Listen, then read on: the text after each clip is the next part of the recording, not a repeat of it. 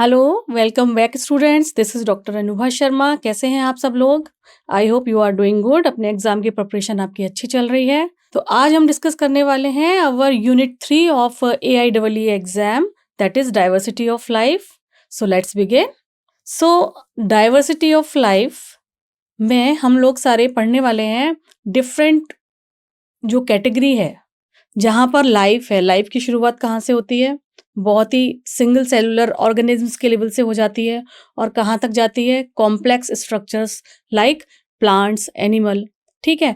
और आपको बहुत अच्छे से पता है कि इतनी सारी अर्थ पे स्पीशीज रहती हैं, यूनिसेलुलर, मल्टी सेलुलर, उन सभी का स्टडी अगर हम एक सिस्टमेटिक वे में साइंटिस्ट नहीं रखते हैं उनको, तो उनको स्टडी करना बहुत ही टफ हो जाएगा, है ना? क्योंकि आपको पता है कि अर्थ पर बहुत ज़्यादा लगभग 40 मिलियन स्पीशीज हैं जो कि हमारे को पता है कि हैं। ठीक है। लेकिन उसमें भी हमने 1.7 मिलियन ही स्टडी कर पाए हैं अभी तक साइंटिस्ट। ठीक है। तो there is a great diversity among living organism. और किस बेसिस पर होती है डाइवर्सिटी? डाइवर्सिटी होगी कि वो उनका स्ट्रक्चर कैसा है, मार्फोलॉजिकल स्ट्रक्चर कैसा है, एनाटॉमी कैसी है, उनकी हैबिटेट कैसी है, यानी वो किस एरिया में रहते हैं, उनका मोड ऑफ न्यूट्रिशन कैसा है, कैसे खाते हैं, क्या वो ऑटोट्रॉफिक हैं या फोटोट्रॉफिक हैं, है ना, या हेटरोट्रॉफिक हैं। तो ये जो चीज़ें हैं उनकी फिजियोलॉजी कैसी है, इसके बेसिस पर हर ऑर्गेनिज्म एक दूसरे से अलग है। और उन सबको स्टडी करना, वो जो बायोडाइवर्सिटी है, वो सारे एक साथ, फिर भी वो सारे एक साथ हमारे प्लेनेट अर्थ पर रह रहे हैं। ठीक है। तो आराम से रह रहे हैं, तो उन्होंने अपने अंदर क्या क्या अडेप्टेशंस की हुई हैं। ठीक है। तो जितने भी ऑर्गेनिज्म अर्थ पर रहते हैं, जितने भी लिविंग ऑर्गेनिज्म रहते हैं, वो बहुत ही डाइवर्स हैं। और उनको स्टडी करने के लिए जो साइंस है, जिस तरीके से साइंटिस्ट ने क्लासीफाई किया है ऑर्गेनिज्म को, वो सारा का सारा हम इस यूनिट में के पार्ट 1 में पढ़ने वाले हैं। ठीक है। सो ये मैंने आपको बता दिया कि अर्थ पर कितने अप्रोक्सीमेटली 40 मिलियन स्पीशीज, एंड जिसमें 1.7 मिलियन अभी तक डिस्क्राइब की गई हैं। राइट। टू अंडरस्टैंड देम, हम initially scientist categorise organism or living organism into two different category, that is plant and animal under different category। लेकिन फिर बाद में और कैटेगराइजेशन भी हुए। तो सबसे पहले नाम आता है कैरोलस लिनियस का। ठीक है। इनको क्या कहा जाता है? इनको कहा जाता है फादर ऑफ टैक्सोनॉमी, बिकॉज इन्होंने जितने भी प्लांट और एनिमल हैं उनको प्रॉपर तरीके से कैटेगराइज करके अरेंज किया था एक सिस्टमेटिक वे में, ताकि उनकी स्टडी बहुत आसानी से की जा सके। जैसे कि मैंने आपको पहले भी बताया कि अगर हम किसी लाइब्रेरी में जा रहे हैं और लाइब्रेरी में हैफाजार्ड वे में हमारी बुक्स पड़ी हुई हैं और हमें एक पर्टिकुलर सब्जेक्ट की साइंस की बुक चाहिए, बायो की बुक चाहिए फॉर एग्जाम्पल, तो हम कैसे उसको देखेंगे? और अगर हम लाइब्रेरी में जा रहे हैं, लाइब्रेरी में एक सिस्टमेटिक वे में सारी बुक्स लगी होती हैं अल्फ़ाबेटिकल ऑर्डर में, कहीं फिजिक्स की हैं, कहीं केमिस्ट्री की हैं, कहीं बायो की हैं, कहीं अदर हिस्ट्री, सोशियोलॉजी। तो वो एक कैटेगराइजेशन अगर हो रहा है और उसमें भी ABCD हो रहा है फिर, है ना? तो जब किसी चीज़ को कैटेगराइज वे में लगते हैं तो वो चीज़ हमें मिलना आसान हो जाती है।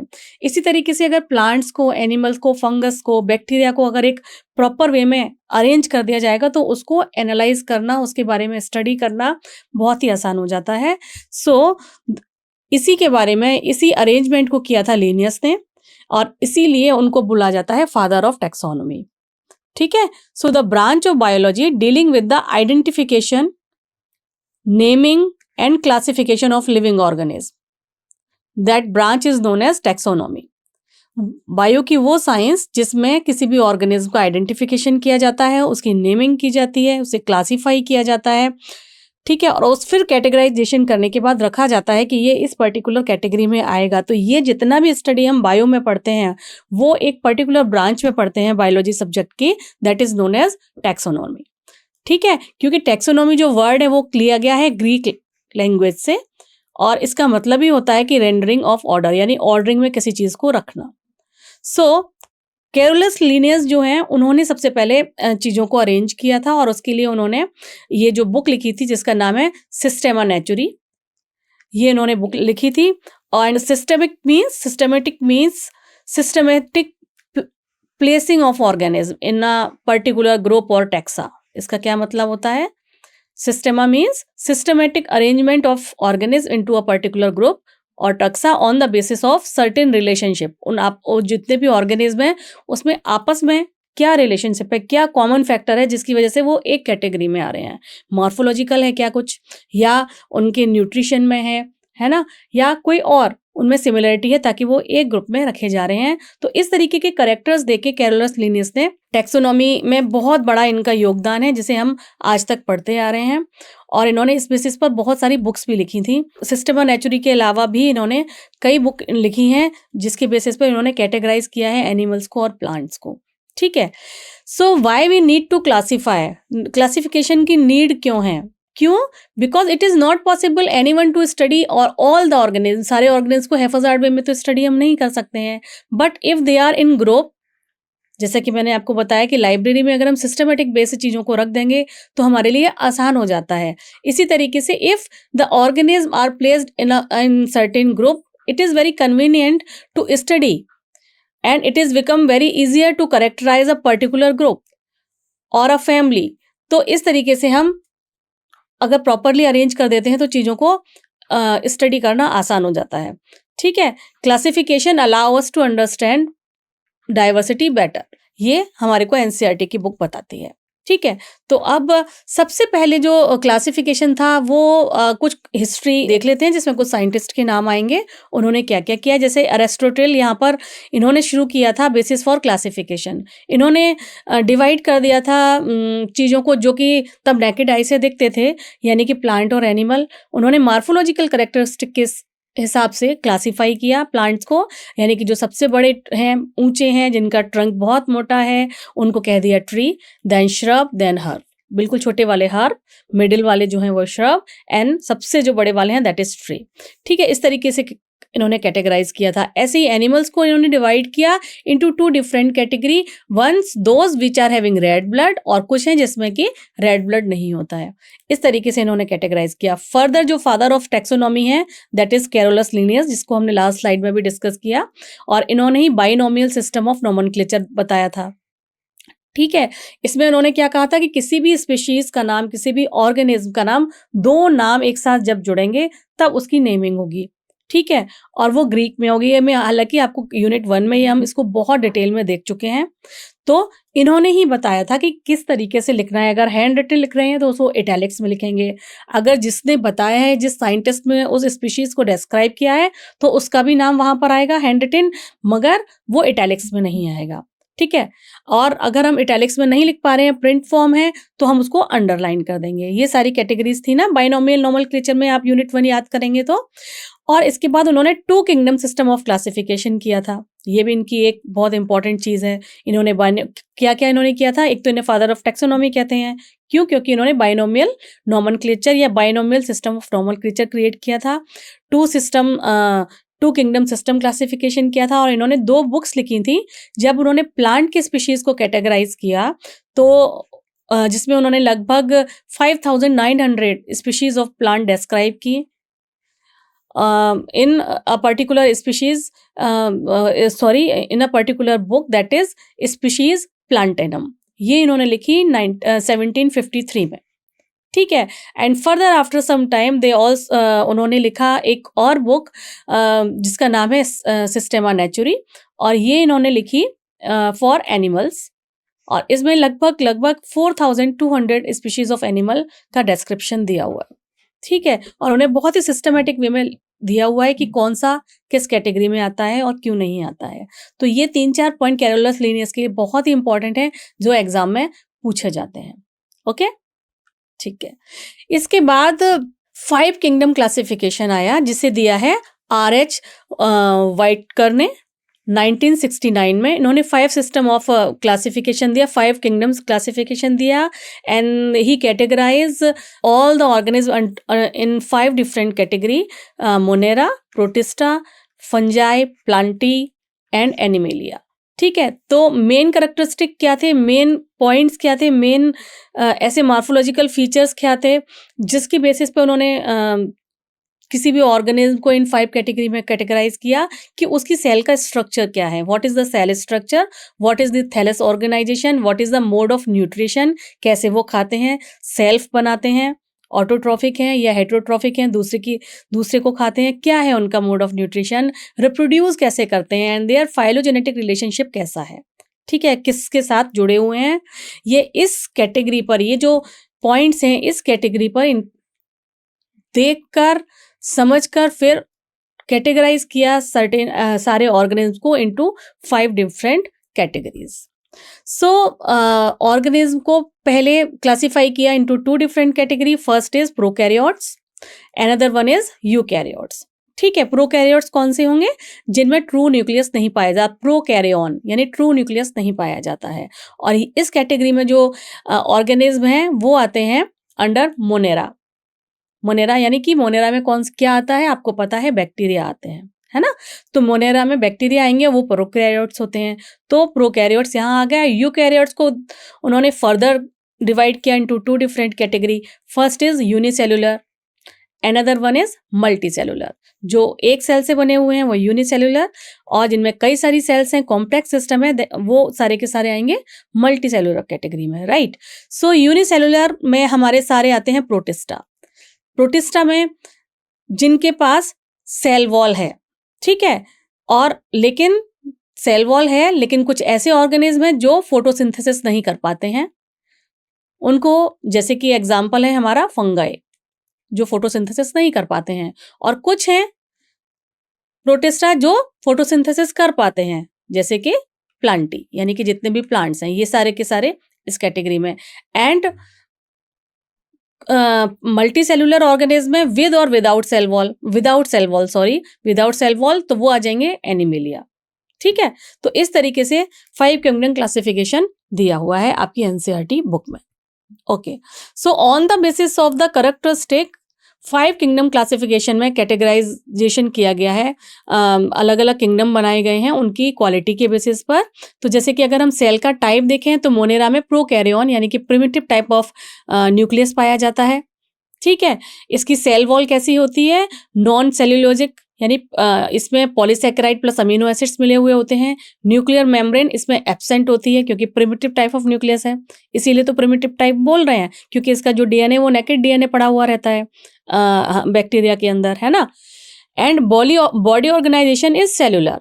मोड ऑफ न्यूट्रिशन क्या रहेगा मोनेरा का? Mode of nutrition, these are autotrophic. They may be further, if we further categorize this category autotrophic, they may be chemosynthetic यानी कि वो किसी inorganic components को लेकर अपना खाना बना सकते हैं, या वो सनलाइट को यूज करके फोटोसिंथेसिस, अगर उनके अंदर पिगमेंट है तो सनलाइट को यूज करके वो अपना खाना खुद ही बना सकते हैं। एंड हेटेरोट्रॉफिक, अगर वो ऑटोट्रॉफिक है तो ये 2 कैटेगरी आ जाएगा, कीमोसिंथेटिक एंड फोटोसिंथेटिक। अगर वो हेटेरोट्रॉफिक है यानी कि वो अगर किसी डेड और डिकेइंग मटेरियल में को यूज करके, उसके मटेरियल को यूज करके अपना फूड बना रहे हैं तो वो इस कैटेगरी में आएंगे हेटेरोट्रॉफिक। दे मे बी सेप्रोफिटिक और दे मे बी पैरासाइट। ठीक है, तो ये कैटेगराइजेशन हुआ मोनेरा का। ठीक है, एंड इसके बाद आता है हमारा यूकैरियोट्स का first type, that is protista. Protista are cell type eukaryote क्योंकि इसमें न्यूक्लियर मेम्ब्रेन होती है, ट्रू न्यूक्लियस पाया जाता है। यूकैरियोन ये तो हमने छोटी क्लासेस में भी पढ़ा हुआ है, राइट, पर हमें याद रखना है। Cell wall present in some, there are certain exceptions, किसी में होती है किसी में नहीं होती है। Nuclear membrane yes true nucleus है, न्यूक्लियस मेम्ब्रेन इसमें होगा। Body organisation cellular, they may be autotrophic और हेटेरोट्रॉफिक। ठीक है, ऑटोट्रॉफिक में इनकी कैटेगरी फोटोसिंथेटिक वाली होती है। ठीक है, अगला है fungi. Fungi eukaryote, yes true nucleus पाया जाता है। सेल वॉल कैसी होती है? सेल वॉल प्रेजेंट होती है बट विदाउट सेल्यूलोज, इसमें सेल्यूलोज नहीं होता है। ठीक है, और न्यूक्लियर मेम्ब्रेन प्रेजेंट है, राइट। मल्टी सेलुलर और लूज टिश्यू इसमें होते हैं बॉडी ऑर्गेनाइजेशन में। ठीक है, लूज टिश्यू होते हैं। एंड मोड ऑफ न्यूट्रिशन ये हेटेरोट्रॉफिक होते हैं, और हेटेरोट्रॉफिक में दे मे बी सेप्रोफाइट यानी डेड और डिकेइंग मटेरियल पे से खाना बना सकते हैं, या ये पैरासाइट होते हैं, दूसरे के ऊपर डिपेंडेंट रह के उससे उसका जो होस्ट इसका रहेगा उससे खाना लेते हैं डायरेक्टली। ठीक है, तो 5 कैटेगरी में सेकंड कैटेगरी ये रही, फर्स्ट कैटेगरी ये थी, है ना, ये दूसरा था यूकैरियोट का, ये रहा तीसरा plantae. Plantae eukaryotes, yes, true nucleus is present, yes, cell wall is present जिसमें कि सेल्यूलोज होता है, न्यूक्लियर मेम्ब्रेन इज प्रेजेंट, यहाँ पर ऑर्गेनाइजेशन टिश्यू होता है, ऑर्गन्स होते हैं, right. And mode of nutrition autotrophic है, एंड प्लांट्स ज़्यादातर बल्कि मोस्टली फोटोसिंथेटिक होते ही होते हैं, ठीक है, क्योंकि वो अपना खाना खुद बनाते हैं, उनमें पिगमेंट होता है, क्लोरोफिल ए, क्लोरोफिल बी, इतना हमको पता है। And the last category of eukaryotes is your animalia. These are eukaryote, yes, cell wall absent, cell wall नहीं होती है एनिमेलिया में, है ना। एनिमल्स में सेल वॉल होती है, नहीं होती है। Nuclear membrane, yes, present. Body organisation, tissue, organ and organ system, animals में ऑर्गन सिस्टम भी होते हैं ना, लिवर है हमारा, ठीक है, हमारा पेनक्रियाज है। अगर ऑर्गन सिस्टम की हम बात करें तो पूरा रेस्पिरेटरी सिस्टम को आप ले लीजिए, उसके सारे पार्ट्स हो गए, आप डाइजेस्टिव सिस्टम को ले लीजिए, तो पूरा का एक पूरा सिस्टम यहाँ पर डेवलप हो गया है, तभी तो ये मोस्ट कॉम्प्लेक्स होते हैं एनिमेलिया में, है ना।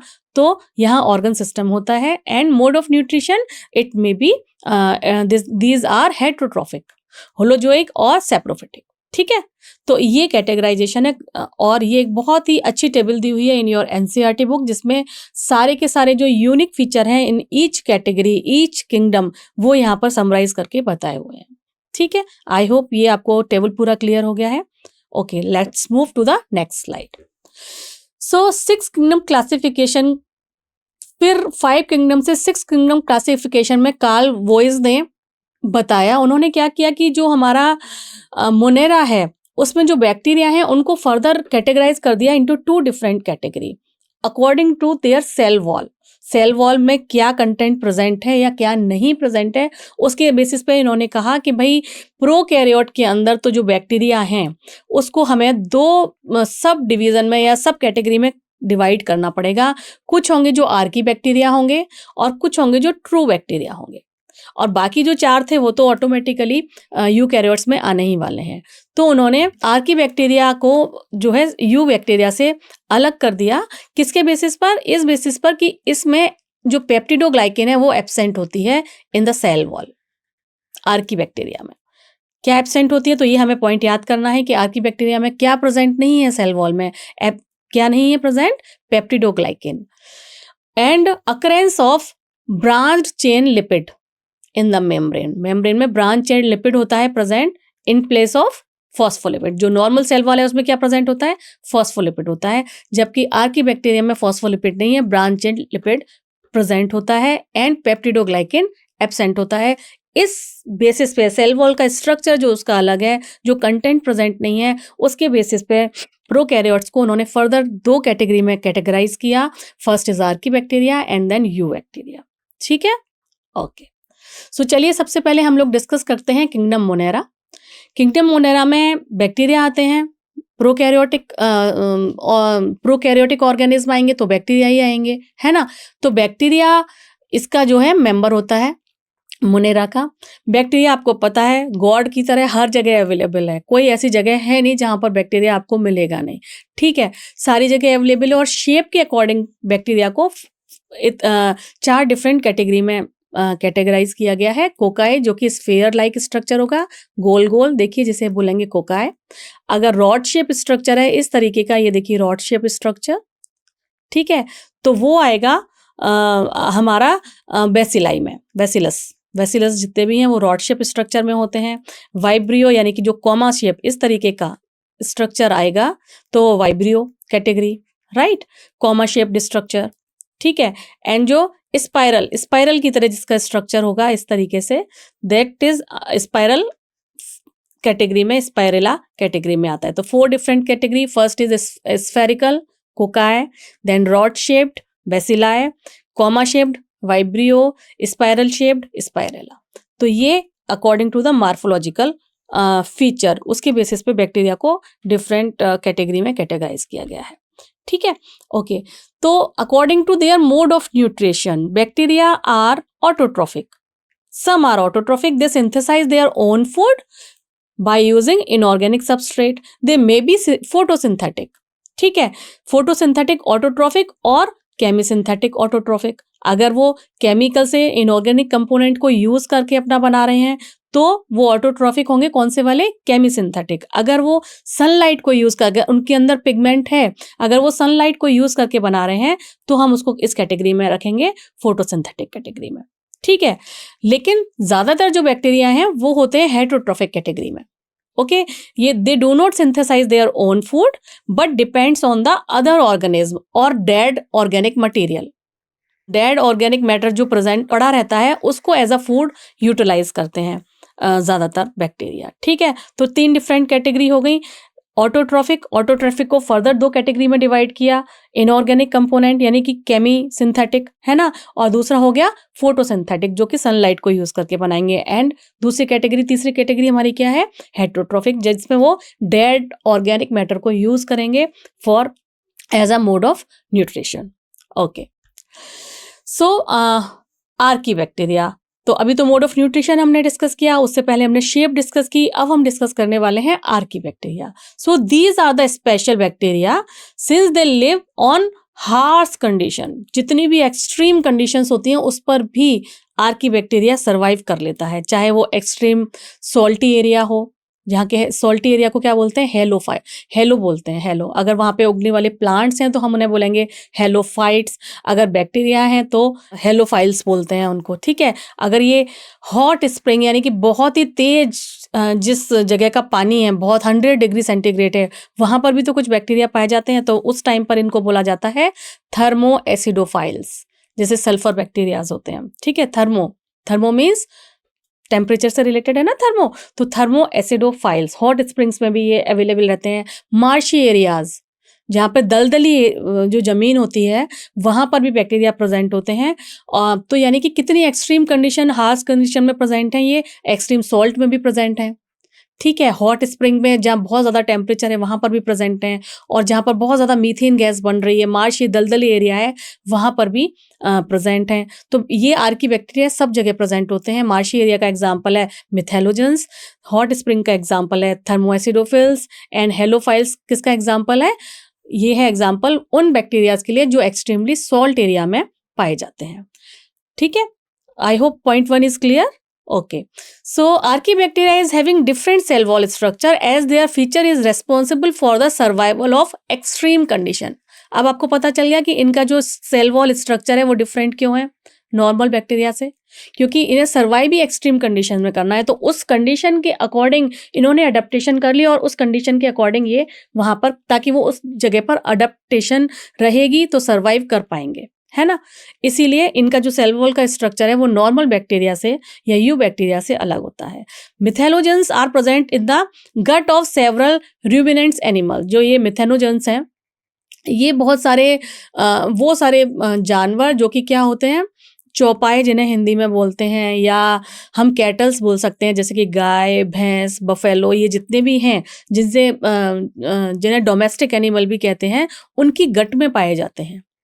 ठीक है, और ये गट में पाए जाते हैं क्योंकि सेलुलोज इनको डाइजेस्ट भी करना है, और वहीं से फिर इसीलिए इनका जो गोबर होता है जिसे डंग बोलते हैं उससे मीथेन गैस प्रोड्यूस कर पाते हैं।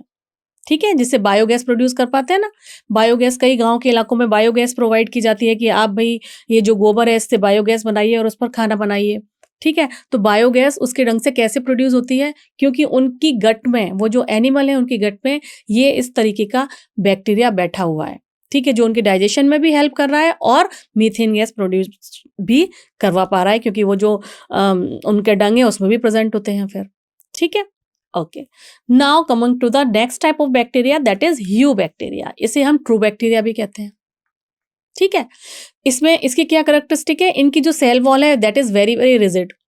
इफ दीज आर मोटाइल यानी कि ये मूवमेंट कर पाएंगे, मोशन कर पाएंगे, तो इनमें फ्लैजिला भी प्रेजेंट होगा। ठीक है, इसका बहुत अच्छा एग्जाम्पल है साइनोबैक्टीरिया, जिसे ब्लू ग्रीन एल्गी भी कहते हैं। तो ब्लू ग्रीन एल्गी यहाँ पर वर्ड आ गया, इसका मतलब ये नहीं है कि ये प्रोटिस्टा में चला जाएगा, ये मोनेरा में ही रहेगा। ठीक है, इट इज अ मोनेरा, क्योंकि इसके सारे कैरेक्टरिस्टिक मोनेरा के हैं, तो इसको आपको ब्लू ग्रीन एल्गी के साथ साइनोबैक्टीरिया टर्म याद रखेंगे तो आपको अच्छे से पता लग जाएगा कि ये मोनेरा में ही रहने वाला है, क्योंकि यहाँ बैक्टीरिया टर्म आ रहा है। यहाँ पे प्रोकैरियोटिक ऑर्गेनिज्म है, इसमें बैक्टीरिया है, बैक्टीरिया प्रोकैरियोटिक है। आप बिल्कुल कंफ्यूज नहीं होंगे कि ये कहाँ इधर आएगा कि इधर आएगा, ये मोनेरा में ही आएगा, साइनोबैक्टीरिया। ओके, इसमें क्या होता है, इसमें क्लोरोफिल ए प्रेजेंट होता है। क्लोरोफिल प्रेजेंट है तो ये क्या होंगे, मोड ऑफ न्यूट्रिशन क्या हुआ, फोटोसिंथेटिक होंगे ऑब्वियसली, क्योंकि ये अपना खाना खुद बना पा रहे होंगे, क्योंकि इनके अंदर इसीलिए तो पिगमेंट है इनके पास। ठीक है, so the cyanobacteria are unicellular, colonial or filamentous. They may present in fresh water, they may present in marine or terrestrial algae. ठीक है, फ्रेश वाटर में भी प्रेजेंट हो सकते हैं, मराइन एनवायरनमेंट में भी, समुद्र के पानी के आसपास भी, जहाँ स्टेशनरी वाटर होगा वहाँ पर, जहाँ ज़्यादा मूवमेंट नहीं होगा वाटर का वहाँ प्रेजेंट हो सकते हैं। ठीक है, और टेरेस्ट्रियल एल्गी तो ये वहाँ प्रेजेंट होते हैं। This is the structure of a filamentous blue green algae non stock, ये मैंने आपको दिखाया हुआ है। ठीक है, तो ये इसका प्राइमरी स्ट्रक्चर है। ये आपके एनसीईआरटी की बुक से मैंने लिया हुआ है, तो इसको आप देख सकते हैं। और इसके बीच बीच में देखिए जब डिवीजन हो रहा है तो यहाँ पे हेट्रोसिस्ट बन रही हैं, और इसके बाहर की तरफ एक म्यूसिलेज यानी कि एक चिपकनी और ग्रीसी टाइप की लेयर होती है, जिसे म्यूसिलेजिनस शीथ बोलते हैं। ठीक है, ओके। सो आपने देखा है जहाँ पर भी रिवर का वाटर है या फ्रेश वाटर है, जहाँ वो स्टेशनरी फेज में आ जाता है, जहाँ ज़्यादा वाटर लहरें नहीं आ रही हैं, ठीक है, ज़्यादा मूवमेंट नहीं है वाटर का, वहाँ पर क्या होता है, इस तरीके के एल्गल ब्लूम्स दिखाई देते हैं। एल्गल ब्लूम्स, क्योंकि ये बहुत तेजी से मल्टीप्लाई करके इसको पूरे को ग्रीन कर देता है।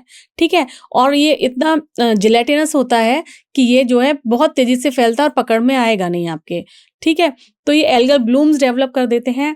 और ये कहाँ पर डेवलप होंगे, ये वहाँ एल्गल ब्लूम्स हमेशा वहाँ प्रेजेंट होते हैं जहाँ का पानी बहुत ही ज़्यादा पॉल्यूटेड होता है। तो ये एक तरीके से ये इंडिकेटर भी होता है पॉल्यूटेड वाटर का।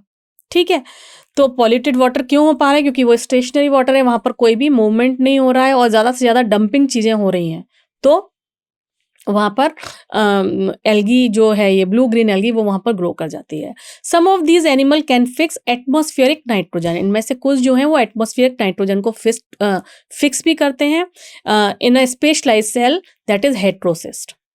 ये मैंने आपको यहाँ दिखाया था ना, ये हेट्रोसिस्ट, इसके थ्रू ये एटमॉस्फेरिक नाइट्रोजन को फिक्स करते हैं।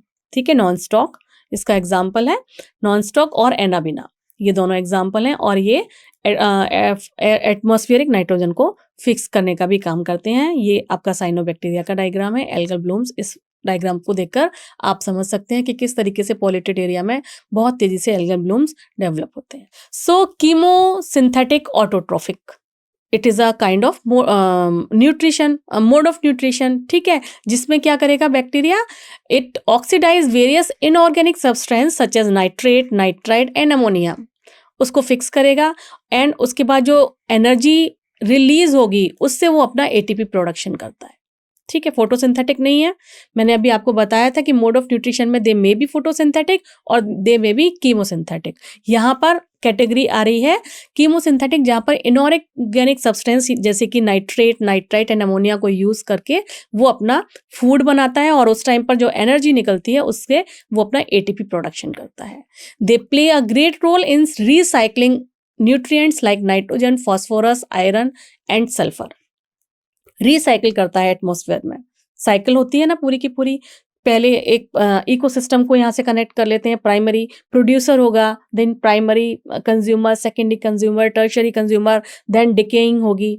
ठीक है, डिके होने के बाद वहां पर कौन ग्रो कर रहा होगा, उनके ऊपर ग्रो कर रहे होंगे बैक्टीरिया, और फिर वो जो कॉम्प्लेक्स इनऑर्गेनिक है उसको बिल्कुल इनऑर्गेनिक एलिमेंट्री एलिमेंट्स की फॉर्म में कन्वर्ट कर देगा यूटिलाइजेशन करके। तो इस तरीके से वो जो एलिमेंट गए थे 1, 2, 3, 4, 5 लेवल पर, वो वापस अपने साइकिल में वापस आ जाते हैं। तो इसी और उसको लाने का काम कौन करते हैं, chemosynthetic autotrophic bacteria, recycling of nutrients.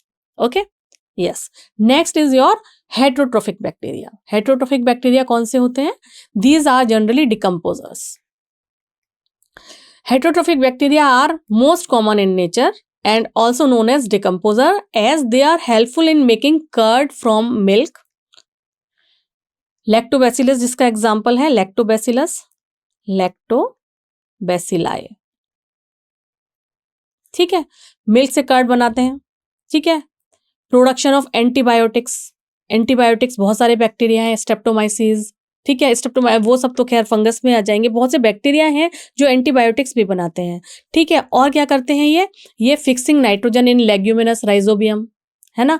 तो नाइट्रोजन जो लेग्यूम्स होते हैं, वह लेग्यूम्स जो जितनी भी दाल होती हैं हमारी, पल्सेस हैं, उनकी रूट्स में इस तरीके से नोड्यूल्स होते हैं ना। इन नोड्यूल्स में कौन रहता है? इन नोड्यूल्स में बैक्टीरिया रहते हैं। और इनका काम क्या होता है? इनका काम होता है टू फिक्स एटमॉस्फेरिक नाइट्रोजन, जो ताकि इसको मिल पाए। ठीक है, तो ये यहाँ पर प्रेजेंट होते हैं। तो कर्ड बनाने में, production of antibiotics, fixing of nitrogen in leguminous root, तो ये हेट्रोट्रोफिक बैक्टीरिया है। ये वहाँ उसे नाइट्रोजन दे रहे हैं और प्लांट इसको फूड दे रहा है। ठीक है, ऐसे ही एंटीबायोटिक्स कैसे बनेगा? जब बैक्टीरिया किसके एसोसिएशन में रहेंगे? फंगस के एसोसिएशन में रहेंगे, या किसी भी ऐसी चीज के एसोसिएशन में रहेंगे जो उसको खाना दे दे। ठीक है, और इस बहुत सारे ऐसे भी होते हैं। तो ये तो हो गए बेनिफिशियल वाले, जो कि बेनिफिट दे रहे हैं। कुछ ऐसे होते हैं जो हार्मफुल होते हैं। तो हार्मफुल कैटेगरी में आएंगे सारे पैथोजेंस, ये भी हेट्रोट्रॉफिक है। ठीक है, जैसे कि कोलेरा, टाइफॉइड बीमारियां हैं ना, ये टिटनस, सिट्रस कैंकर, ये प्लांट की बीमारी हो गई। ये बहुत सारी बीमारियां हैं जो कि किससे होती हैं? पैथोजन से होती हैं, और वो पैथोजेंस होते हैं बैक्टीरिया। तो ये भी हेट्रोट्रॉफिक होते हैं। तो जो हार्मफुल बैक्टीरिया है एज अ पैथोजन, चाहे वो प्लांट की डिजीज है, चाहे वो एनिमल की डिजीज है। कुछ बेनिफिशियल बैक्टीरिया हैं, जैसे कि लैक्टोबैसिलस हो गया, एंटीबायोटिक प्रोड्यूस करने वाले हो गए, नाइट्रोजन फिक्स लेग्यूम राइजोबियम हो गया, वो सारे के सारे हेट्रोट्रॉफिक बैक्टीरिया कैटेगरी में आते हैं।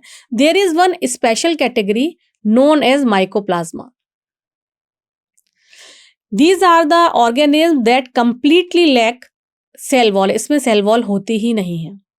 ठीक है, और इसीलिए ये स्मॉलेस्ट लिविंग सेल भी कहलाते हैं, जो कि विदाउट ऑक्सीजन सर्वाइव कर सकते हैं। तो स्मॉलेस्ट लिविंग ऑर्गेनिज्म बैक्टीरिया नहीं है, हमें टिक करना होगा माइकोप्लाज्मा पर। और माइकोप्लाज्मा में क्या नहीं होता है?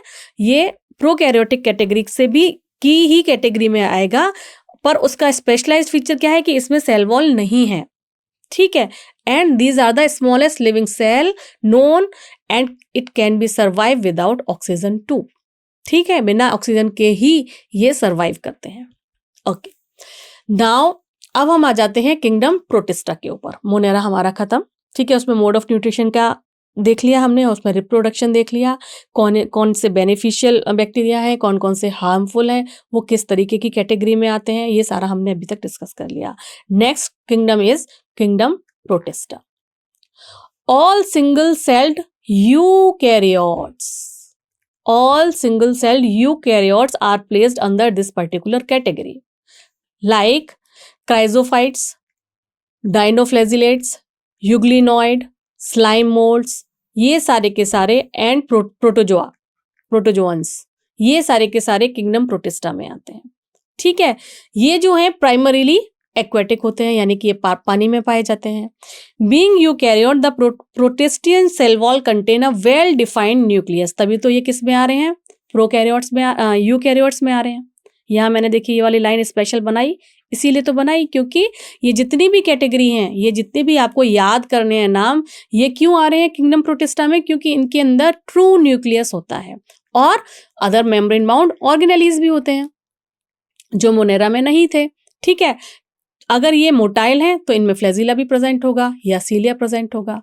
ठीक है, एंड प्रोटिस्टा के जितने भी ऑर्गेनिज्म हैं, they can produce via asexual mean of reproduction और सेक्सुअल मीन ऑफ रिप्रोडक्शन।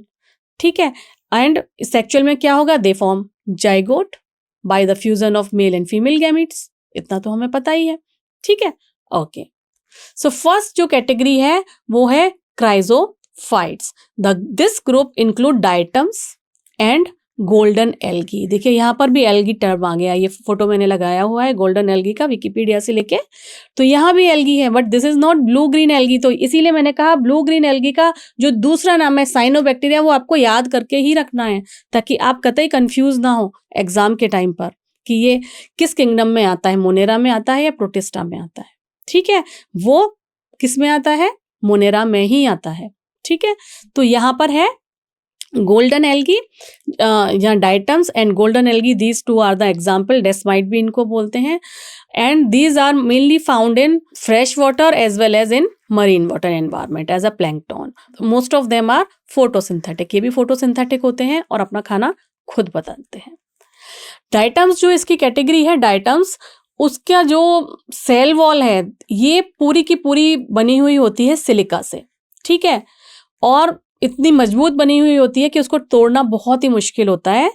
तो डायटम्स जो है, जहाँ पर भी डायटम्स होते हैं, जो जिस भी एरिया में होते हैं, वहाँ पर वो अपनी उसकी सेल वॉल जब वो डेड हो जाएंगे तो उनकी सेल वॉल डिपॉजिट होती जाती है और इतनी ज़्यादा हो जाती है कि उसकी हैबिटेट को नाम दिया गया है स्पेशल डायटमेशियस अर्थ। बहुत ज़्यादा अमाउंट में सेल वॉल डिपॉजिट हो जाती है अपनी उनकी हैबिटेट में जहाँ पर ये ज़्यादा पाए जाते हैं, क्योंकि डायटम्स की सेल वॉल वहाँ टूट के पड़ी रहती है, तो वहाँ की जो मिट्टी होती है वो कैसी हो जाती है, एकदम किरकिरी टाइप की, ग्रिटी टाइप की हो जाती है। तो उस तरीके की जो सॉइल है उसको यूज़ किया जाता है for polishing, filtration of oil and for the manufacturing of syrup.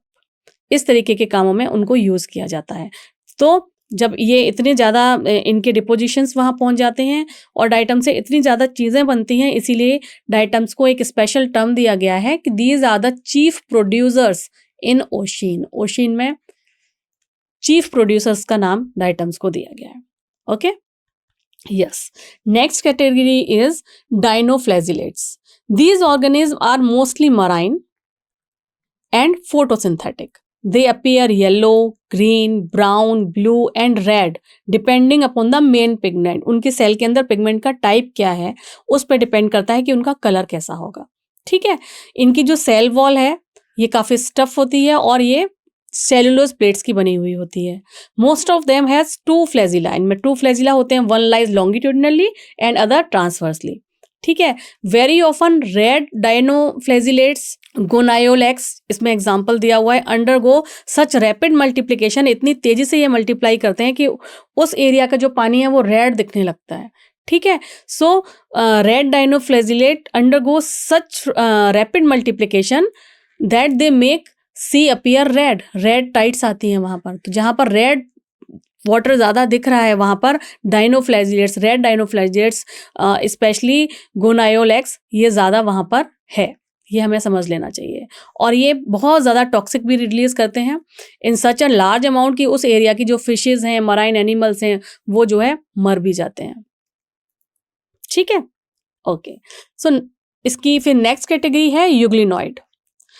ये यूग्लिना का एक एग्जाम्पल मैंने यहाँ पर दिया हुआ है। Majority of them are fresh water organism. जहाँ पर भी ठहरा हुआ फ्रेश वाटर का पानी होगा, स्टिग्नेंट वाटर होगा, वहाँ पर यूग्लिना आपको आसानी से देखने को मिल जाएगा फ्रेश वाटर में। Okay, instead of a cell wall they have a protein rich layer pellicle. इनमें सेल वॉल की जगह पेलिकल होता है। This is the special character of euglenoid which make their body flexible. क्योंकि सेल वॉल होगी तो stiff होगी वो, तो इसके अंदर फ्लेक्सिबिलिटी होती है। और देखिए कितना लंबा फ्लैजिला है इसके पास, तो ये मूव भी करते हैं, ठीक है। तो इसकी बॉडी फ्लेक्सिबल होती है, किस वजह से होती है कि इसकी जो सेल वॉल है, इसमें सेल वॉल की जगह प्रोटीन रिच लेयर होती है। पेलिकल किससे बना हुआ होता है? प्रोटीन से मिलकर बना हुआ होता है। ये हमें बात याद रखनी है, जिसे हम बोलते हैं pellicle. They have two flagella, one short and one long, ठीक है। Though they are photosynthetic in the presence of sunlight. Sunlight की प्रेजेंस में ये फोटोसिंथेटिक है, लेकिन अगर सनलाइट कम है या नहीं मिल पा रही है तो ये मोड ऑफ न्यूट्रिशन अपना चेंज कर देंगे और ये बन जाएंगे हेट्रोट्रॉफिक, ठीक है। वैसे नॉर्मली फोटोसिंथेटिक होंगे, लेकिन अगर सनलाइट कम है तो they behave like a heterotrophic heterotrophs by predating on other small organism, ठीक है, right. Interestingly the pigment of euglenoid are identical to those present in higher plant. जो हायर प्लांट में जो पिगमेंट होता है, means chlorophyll A and B, वही यहाँ पर यूग्लिनॉइड में भी प्रेजेंट होता है। Example is Euglena. ओके, ये सारे पॉइंट्स आपको क्लियर हो रहे हैं? ओके, चलिए नेक्स्ट स्लाइड पर मूव करते हैं। Next category is slime modes. Slime modes क्या होते हैं? ये देखिए, ये रहा slime mode. Dead and decaying organism पर ये ग्रो करेगा, स्लाइम मोड है। ये सेप्रोफाइट होते हैं, जितने भी डेड पार्ट हैं, डिकेइंग पार्ट है, उन पर ये बहुत आसानी से ग्रो करने लगते हैं। The body move along decaying twig leaves, जो सड़ी गली पत्तियां हैं, एनगल्फिंग ऑर्गेनिक मटेरियल, उन सब में ये ग्रो करते हैं। Under suitable condition they form aggregate and called, जो एग्रीगेट होके ये स्ट्रक्चर बनाते हैं उसे बोलते हैं प्लाज्मोडियम, विच में grow and spread over several feet. जो ग्रो करेगा और सेवरल फीट तक ग्रो कर जाता है। बट अनफेवरेबल कंडीशन में ये क्या बनाएंगे? ये कुछ फ्रूटिंग बॉडीज बना देंगे। ये देखिए, फ्रूटिंग बॉडीज बना देंगे जिसमें ये अपने स्पोर्स को संभाल के रखते हैं। Form fruiting bodies bearing spores eight there tip, यहाँ पे, ठीक है। और ये ऐसे कई सालों तक भी रह सकते हैं क्योंकि इसमें इतनी रेजिस्टेंस पावर होती है इनकी सेल वॉल में कि इनका कुछ अंदर का कुछ उखड़ना नहीं होता, ये अंदर का अपना एनवायरनमेंट को बरकरार रखते हैं, ठीक है। So they are spores possess true walls, true cell wall होती है इनके अंदर। They are extremely resistant and survive for many years even after adverse conditions. और जब भी फेवरेबल कंडीशन आएंगी इनके जो स्पोर्स हैं वो फिर से अपनी पूरी साइकिल पूरी करके रिप्रोड्यूस करने लगते हैं और अपना दोबारा से ग्रो करने लगते हैं। The spores are disperse by air current, यानी कि पानी हवा के बहने से भी ये स्पोर्स इधर उधर चले जाते हैं। फंगस की तरीके से है इनका भी, ठीक है। Okay, next is your protozoa. Protozoa क्या है? Protozoa are heterotrophic, live on predator, या तो प्रीडेटर है ये या पैरासाइट है। प्रीडेटर है तो मीन्स अपने प्रे को खाएगा, पैरासाइट है तो ये अपने होस्ट से नरिशमेंट ले लेगा। They are believe to be primitive relative of animal, इनको एनिमल का प्रिमिटिव रिलेटिव कहा जाता है। क्यों कहा जाता है? इसमें कुछ तो इस तरीके से काम करते होंगे ना, इसीलिए कहा जाता है। इनको 4 डिफरेंट मेजर कैटेगरीज में डिवाइड किया गया है। First is amoeboid protozoans. These organisms live in fresh water, sea water, moist air, moist soil, कहीं पर भी होगा ये, ठीक है। They move and capture their prey by putting out pseudopodia, ये देखिए ये है ना इसका pseudopodia, हाथ की तरह pseudopodia कहीं पर भी बना लेता है। अमीवॉइड स्ट्रक्चर है, ये तो आपने जूलॉजी में पढ़ा ही है, ठीक है। pseudopodia ले जाके फिर इस तरीके से अगर यहाँ पर एक फूड है तो ये इनगल्फ कर लेता है ना, और फिर फूड अंदर लेके उसका डाइजेशन होता है। इस तरीके से फूड वैक्यूल में आ जाएगा, वहाँ डाइजेस्टिव जूस हो, ये देखिए फूड वैक्यूल दिया हुआ है, फूड वैक्यूल में आ जाएगा, डाइजेस्टिव जूसेस से डाइजेस्ट होगा और बस इस तरीके से ये अपना फूड लेता है। फॉल्स, जिसे हम फॉल्स फीट भी कहते हैं, सूडोपोडिया को क्या कहा जाता है? False feet. और एग्जाम्पल क्या है? Amoeba. Marine form have silica shell on their surface, marine जो इसकी फॉर्म होती है उसकी जो आउटर सरफेस है उस पर सिलिका होता है। And some of them are entamoeba as parasite, entamoeba जो इसका एग्जांपल है, दीज आर द पैरासाइट्स, ठीक है। ओके, नेक्स्ट ये है amoeboid protozoa. Next category is flagellated protozoa. These members are either free living और पैरासाइट, या तो फ्री लिविंग रहते हैं या फिर ये पैरासाइट की तरह रहते हैं। ये देखिए कितना बड़ा फ्लैजिला इसके पास पाया जाता है। Trypanosoma is the example. तो they have flagella. The parasitic form cause disease like sleeping sickness, ये हमें याद रखना है। स्लीपिंग सिकनेस किससे होती है? एक तरीके की प्रोटोजोआ से होती है और उसका नाम क्या है? नाम है Trypanosoma. Next category is ciliated protozoa. Ciliated protozoa नाम अपने आप में बता रहा है, इसकी बॉडी पे बहुत सारे सीलिया होंगे। ये देखिए कितने सारे सीलिया हैं, है ना, कितने सारे सीलिया हैं। तो और सीलिया हैं तो ये पानी में पाए जाएंगे। These are aquatic, actively moving organism because of the presence of thousands of cilia. They have cavity that open to outside of the cell surface, की कैविटी होती है ना। The coordination movement of the row of cilia cause water laden with the food, and food तेजी से बढ़ेगा, food अंदर आएगा, खाएगा और उसके बाद वही कॉन्ट्रैक्टाइल वैक्यूल में जाएगा और उसके बाद पूरा एक सिस्टम फॉलो करने के बाद वो बाहर निकाल देगा एक्सोसाइटोसिस के थ्रू, और इसका एग्जाम्पल है पैरामीशियम, ठीक है। Next is स्पोरोजोअन्स। These include infectious spores and this is very very important. ये अपनी पूरी लाइफ साइकिल में इन्फेक्शियस स्पोर्स बनाते हैं और इसका जो सबसे इंपॉर्टेंट एग्जाम्पल है स्पोरोजोअन्स का वो है मलेरियल पैरासाइट, और उसका नाम क्या है? उसका नाम है प्लाज्मोडियम, प्लाज्मोडियम वाइवेक्स। 4 कैटेगरी होती हैं, प्लाज्मोडियम वाइवेक्स, फैल्सीपेरम, 4 कैटेगरी हैं, मगर उनको हम अभी डिटेल में नहीं पढ़ रहे हैं। अभी हम स्पोरोजोअन्स के टाइप को पढ़ रहे हैं और उसका एग्जाम्पल है मलेरियल पैरासाइट। ये हमें यहाँ पर याद रखना है। और ये क्या करता है? It cause malaria a disease, जो कि ह्यूमन पॉपुलेशन में होती है। और किसके थ्रू, कौन सा वेक्टर है जिसके थ्रू ये ट्रांसफर होता है? ये mosquito act as a vector. Mosquito में कौन सी कैटेगरी? एनाफिलीज, है ना, ये हमें पता है। एनाफिलीज के थ्रू ये एनाफिलीज जब ब्लड लेने आ रही है, वो तो खाना खाने आ रही है, उसके साथ ही ये इसके अंडों को बॉडी में दे देता है ह्यूमन के, और वहाँ पे फिर ये अपनी लाइफ साइकिल पूरी करता है और फिर निकलता है रप्चर करके। ठीक है, वो जब वो पर्टिकुलर चैप्टर आएगा तब उसको डिटेल में देखेंगे। यहाँ हमें खैर ये पता होना चाहिए कि जो प्लाज्मोडियम है ये आता है किस कैटेगराइजेशन में, under classification it comes under स्पोरोजोअन्स category. ठीक है, ओके। अब आते हैं हमारे kingdom fungi. Kingdom fungi, fungi constitute a unique kingdom of heterotrophic organism. They show great diversity in morphology and habitat. उनकी मॉर्फोलॉजी भी अलग अलग होगी हर फंगाई की, और उनकी जहां पर वो रहते हैं वो भी अलग होगा, हैबिटेट भी अलग होगी। ठीक है, जब हम ब्रेड हमारी खराब हो रही होती है बारिश के सीजनों में, बारिश के सीजन में क्या होता है, जब वार्म और ह्यूमिड एरिया होता है तभी तो फंगल स्पोर्स जर्मिनेट करते हैं, एक्टिव हो जाते हैं। और ज़्यादातर सामान अगर हमने 1 या 2 दिन भी फ्रिज के बाहर रख दिया तो क्या होता है, मोल्ड खराब हो जाता है। आप आटा रात को रख के बाहर छोड़ दीजिए, आटा खराब हो जाएगा, है ना। आप ब्रेड छोड़ दीजिए, ब्रेड में फंगस ग्रो हो जाएगी। क्यों? क्योंकि वो उनके लिए फेवरेबल कंडीशन होती है। कौन सी? Humid and warm. तो जो ब्रेड है जिसके ऊपर मोल्ड आ जाते हैं, जितने ऑरेंज रॉट्स हैं, ये सब भी जो भी कुछ दिखाई देते हैं, ये सारे के सारे हमें फंगस दिखाई देते हैं। इसके अलावा एडिबल भी होते हैं, जैसे कि मशरूम हो गया, टोडस्टूल हो गया, ये एडिबल हैं, इनको खाया भी जाता है, ये भी फंगस के एक टाइप हैं। तो कुछ तो खराब कर रहे हैं, कुछ एडिबल भी हैं। कुछ ऐसे हैं जो प्लांट्स की लाइक मस्टर्ड की लीफ का यहाँ पर एग्जांपल दिया हुआ है कि मस्टर्ड लीफ में जो वाइट स्पॉट्स होते हैं वो भी पैरासिटिक फंगस की बिकॉज ऑफ पैरासिटिक फंगस होते हैं। Some unicellular fungi like yeast, this is useful for us because we can make bread from with the help of yeast. Fermentation कराते हैं, बियर प्रोडक्शन, एल्कोहल प्रोडक्शन भी yeast की help से होता है। तो ये इसके जनरल फीचर्स हैं फंगस के, कि कुछ फंगस खराब हैं तो कुछ बेनिफिशियल भी हैं हमारी। ठीक है, वो किस किस चीज़ में क्या क्या डिजीज़ भी कॉज कर सकती हैं, वो सारा का सारा यहाँ पर बताया गया है।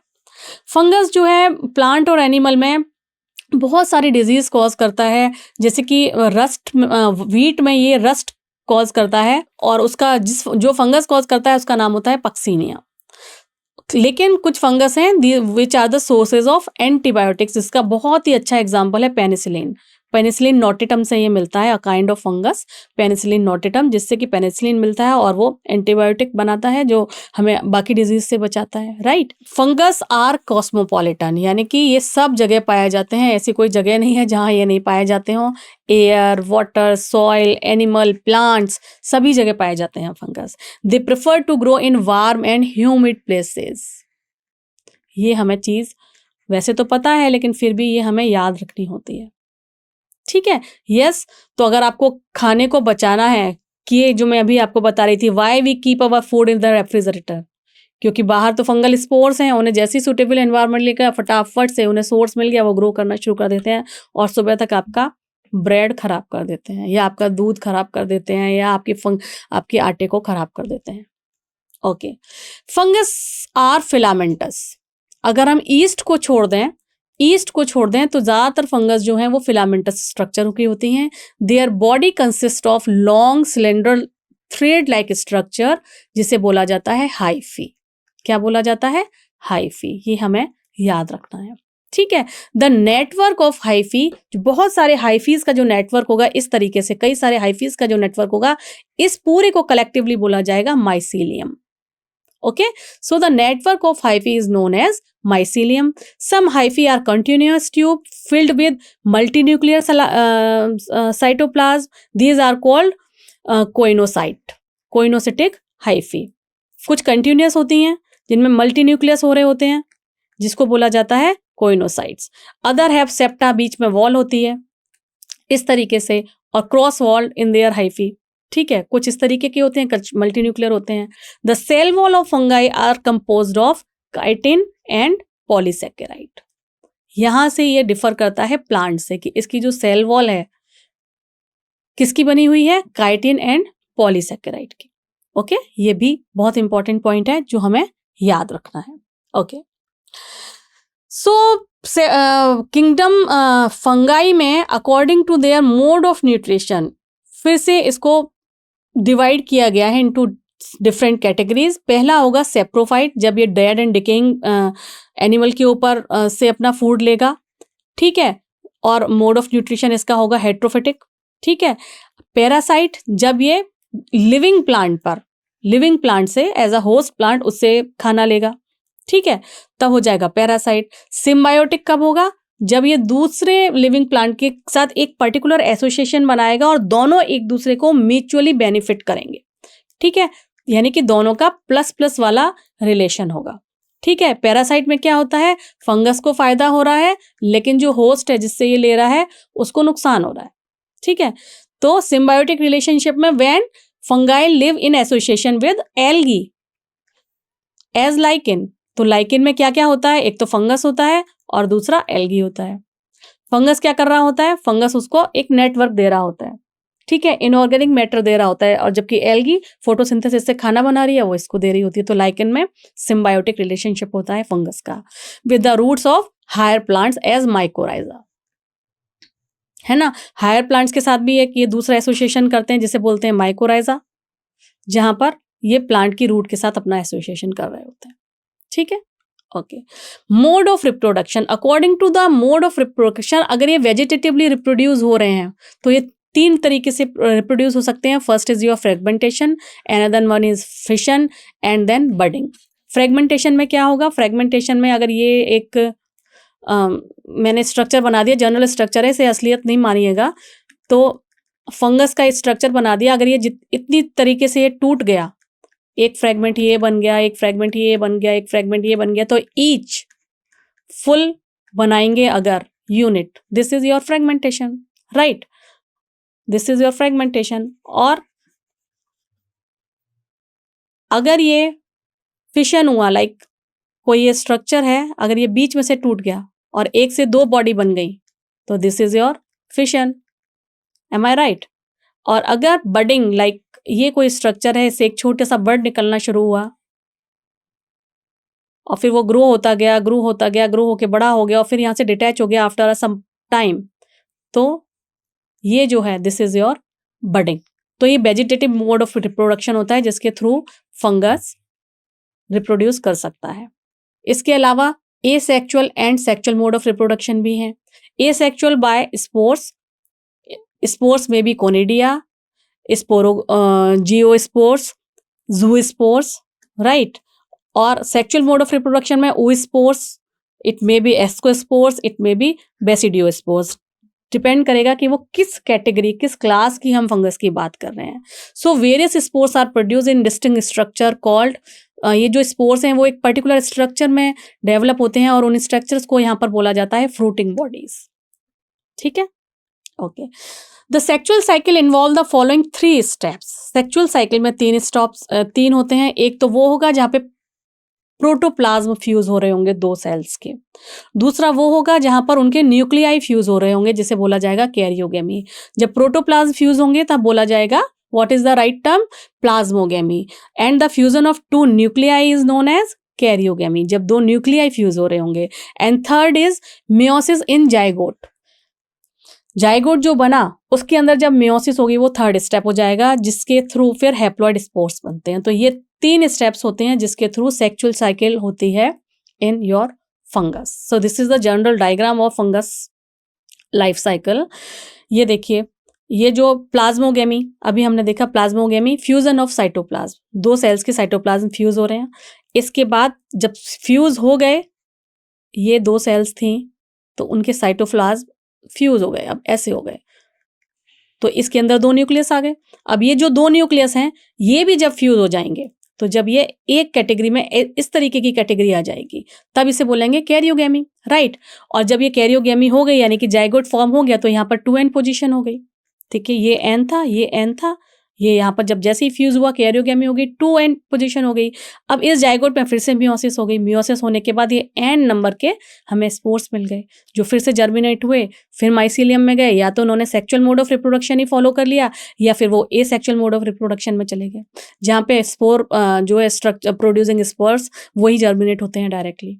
तो ये लाइफ साइकिल है फंगस की, ठीक है। यहाँ पर देखिए डिफरेंट कलर से आपको बताया हुआ है। ये जो ग्रीन वाला कलर है ये हैप्लॉइड बता रहा है, मैंने अभी आपको समझा दिया। मियोसिस के बाद हैप्लॉइड चलेगा और माइसीलियम में भी हैप्लॉइड है।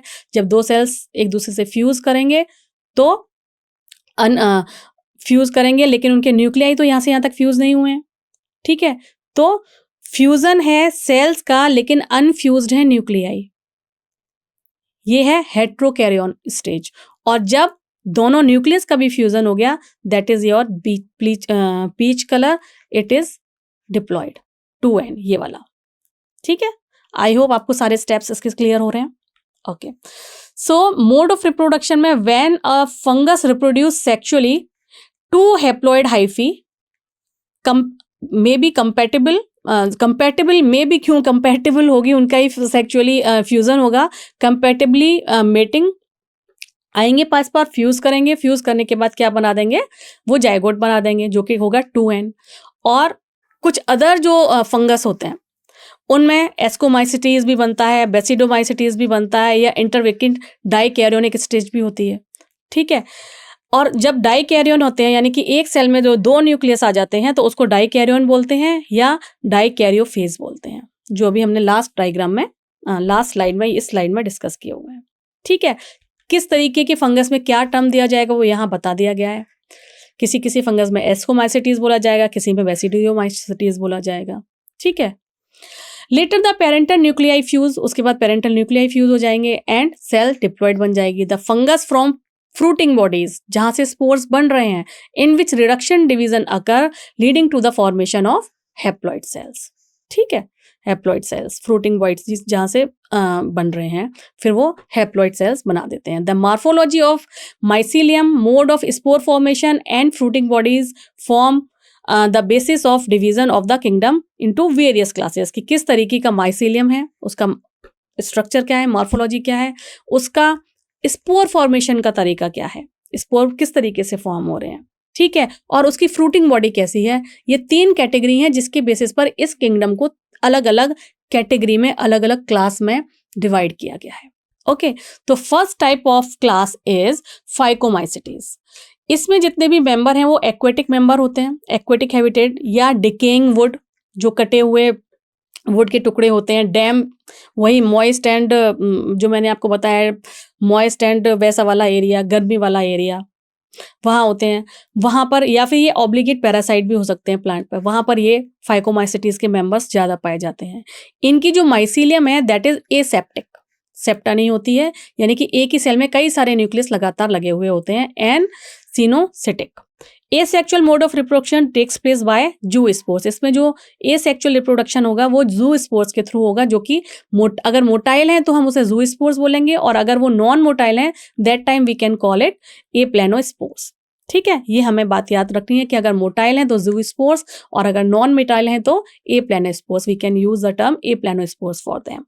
Okay, so these spores are endogenously produce in sporogonium. ये जो स्पोर्स हैं, ये देखिए मैंने जनरलाइज्ड स्ट्रक्चर यहाँ पर दिया हुआ है, ये जो स्पोरोगोनियम है, फ्लावर लाइक स्ट्रक्चर जो दिख रहा है, यहाँ पर स्पोर्स जो हैं वो डेवलप होते हैं, ठीक है। A zygospores is formed by the fusion of 2 gametes. Zygospores कब बनेगा, जब 2 गैमेट्स आपस में फ्यूज कर जाएंगे, ठीक है। These gametes are similar in morphology. अगर ये गैमेट्स मॉर्फोलॉजी में सिमिलर हैं तो इसको उस टाइम टर्म दिया जाएगा आइसोगेमस। अगर मॉर्फोलॉजी में डिफरेंट है that time we can use the term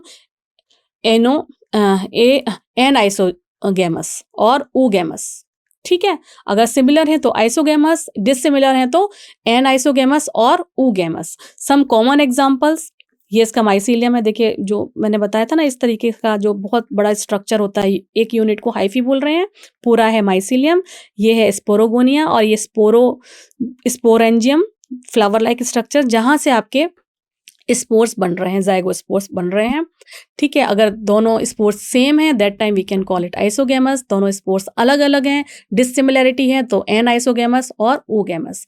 example है Mucor, Rhizopus, Albugo, these are the examples, ठीक है। एल्बर्गो क्या होता है, it is a parasitic fungi on mustard, ठीक है। Next type of class is Ascomycetes. Ascomycetes it is commonly known as sac fungi. इसमें हमारे आ जाते हैं मल्टी सेलुलर फंगाई, जैसे कि पेनिसिलियम, सैक्रोमाइसिस यानी कि ईस्ट सैक्रोमाइसिस, ये है एग्जांपल। ये देखिए सैक्रोमाइसिस का डायग्राम डाला हुआ है, and this is the diagram of a picture of a budding east.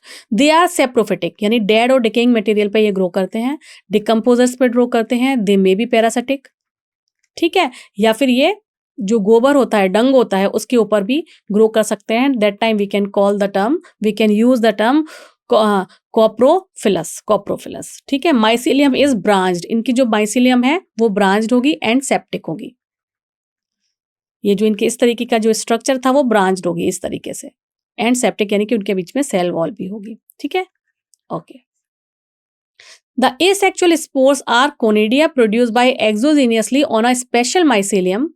कोनिडियाज जो हैं वो एक स्पेशल माइसीलियम में प्रोड्यूस होते हैं, स्ट्रक्चर जो होता है उसको बोलते हैं conidiophore. Conidia on germination produce mycelium, conidia जब जो स्पोर्स हैं वो जर्मिनेट हो जाते हैं तो माइसीलियम बना लेते हैं।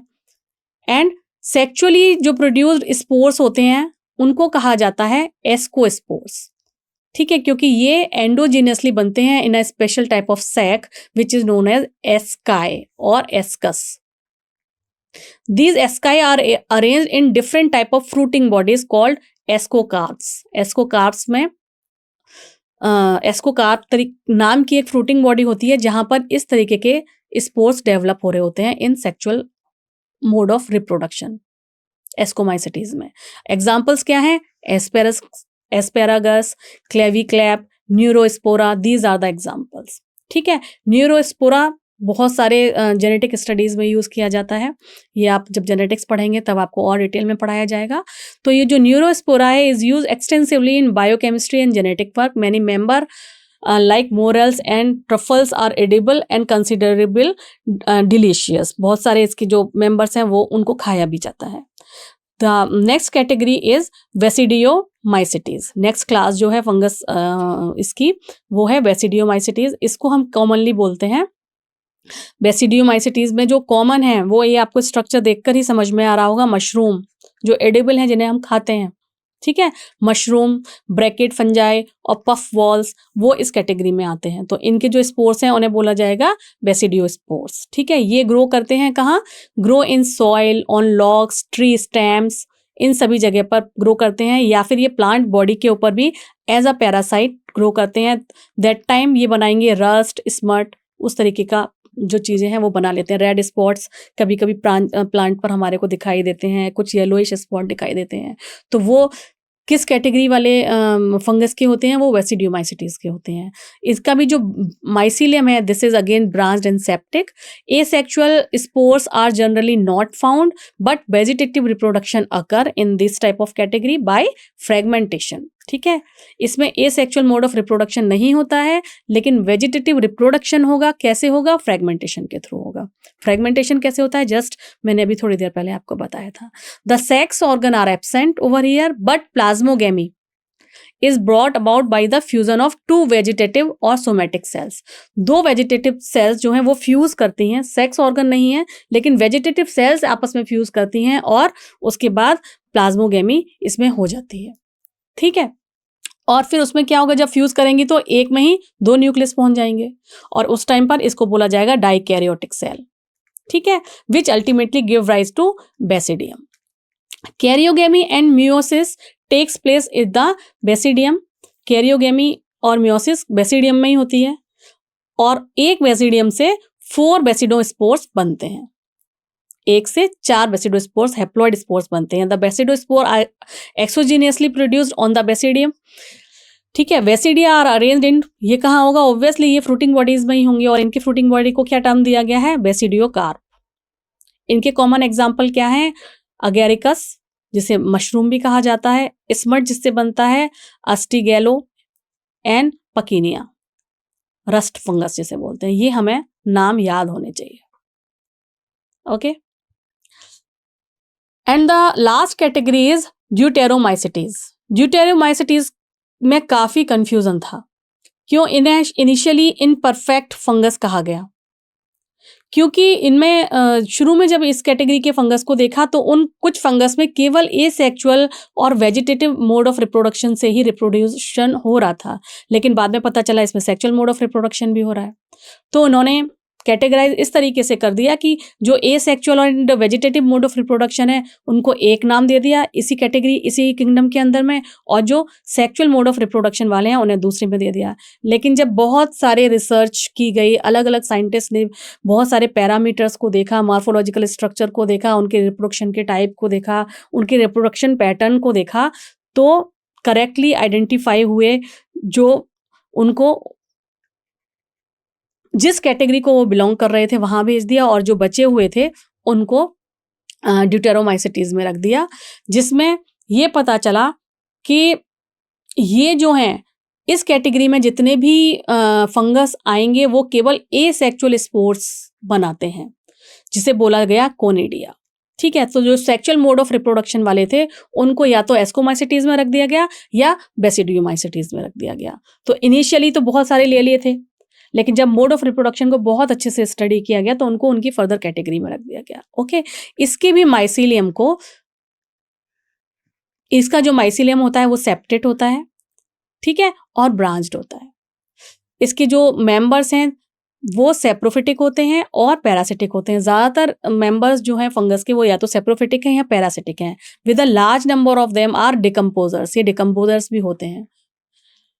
And help in mineral cycling, जब डिकम्पोजर का काम करेंगे तो वो क्या करेंगे, मिनरल साइकिल, वही न्यूट्रिएंट साइकिल जो है मिनरल्स को रिसाइकिल करने का काम करेंगे। इसके एग्जाम्पल हैं Alternaria, Colletotrichum and Trichoderma. This is the picture of Trichoderma जो यहाँ मैंने आपको बताई हुई है।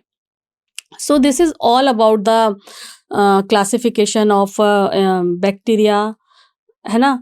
5 किंगडम ऑफ क्लासिफिकेशन में हमने बैक्टीरिया और फंगस को यहाँ पर डिस्कस कर लिया है, और आई डोंट थिंक आपको कोई प्रॉब्लम होगी। Still you have any question, any doubt, please write it down in a comment section, we will discuss it later on.